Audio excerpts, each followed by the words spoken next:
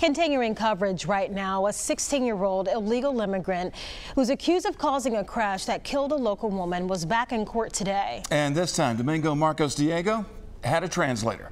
Marcos Diego charged with vehicular homicide and leaving the accident scene in the death of Sonia Jones. Yeah, and even though he faces being deported, prosecutors talking about why they might want him to face time in Mobile County. Our Steve Alexander joining us from the newsroom with more on that. Marcos Diego was in court Friday morning, you might remember, for a bond hearing, but that hearing was rescheduled for today so the court could provide an interpreter. Well, this morning an interpreter was sworn in and translated what the assistant district attorney said about the charges against Marcos Diego. An attorney who speaks Spanish was also appointed for him.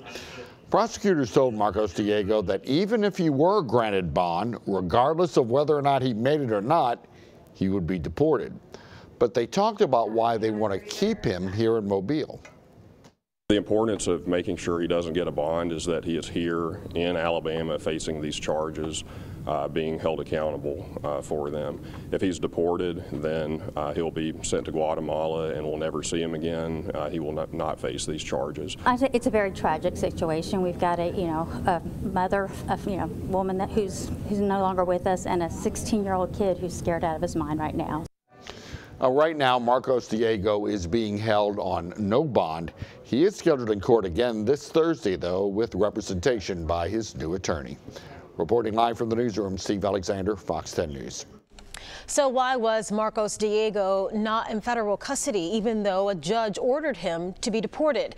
We're digging for that answer in our next half hour. We've been keeping you updated on this breaking news, though, with our push notifications. Download the free Fox News app so you don't miss an alert.